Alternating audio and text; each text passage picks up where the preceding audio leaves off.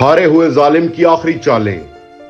تاریخ ہمیں بتاتی ہے کہ ہر ظالم اپنی طاقت کے عروج کے وقت اپنے غرور و تکبر کی بدولت اپنی شکست کے محض خیال کو بھی ایک لطیفہ بنا کر اڑا دیتا ہے، مگر وہی خیال ایک روز اس کی آنکھوں کے سامنے حقیقت بن کر ابھر آتا ہے اور وہ اس حقیقت سے بھاگنے کے لیے اپنی آخری چالیں چلتا ہے، مگر بھاگ نہیں پاتا، ہار جاتا ہے۔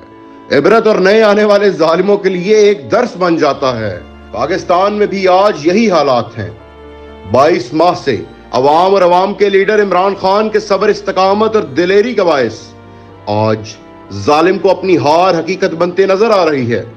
اس بات کا ثبوت اس کی بوکھلاہٹ میں ہے جو الیکشن کے موقع پر دفعہ 144 نافذ کر کے، انٹرنیٹ بند کر کے، بلہ چھین کر کے، جعلی امیدوار مقابلے میں اتار کر ذاتیات پر حملے کر کے دکھا رہا ہے۔ ظالم پر شکست کا اتنا خوف طاری ہو چکا ہے کہ وہ جیل میں بیٹھے ناحق قیدی کی اپنی قوم کو ایک کال پر لرز اٹھا ہے، اس کی کانپیں ٹانگ رہی ہیں، یہ سوچ کر کہ اتوار اور پولنگ کے دن جب قوم عمران خان کی کال پر لبیک کہتے ہوئے پرامن طور پر باہر نکلے گی تو اس کے مہینوں کی سختیاں، ظلم، پابندیاں، پروپیگنڈا سب عوامی طوفان کے آگے پل بھر بھی نہیں ٹھہر سکے گا۔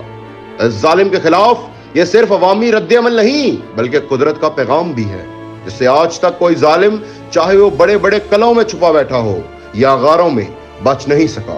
یہ کم عقل ظالم تو دفعہ 144 کے پیچھے چھپ رہا ہے، چاہے دفعہ 144 لگا لے، انٹرنیٹ بند کر لے، بلہ چھین لے، مگر اب ظالم جیت نہیں سکتا۔ اب مظلوم جیتیں گے۔ مظلوم کی جیت کا دن قریب آ رہا ہے۔ 8 فروری کو مظلوم ظالم کی آخری چالوں کو بھی اپنے ووٹ سے شکست دے کر اپنی جیت کا اعلان کریں گے اور اپنے لیڈر کو قید سے رہا کروائیں گے انشاءاللہ۔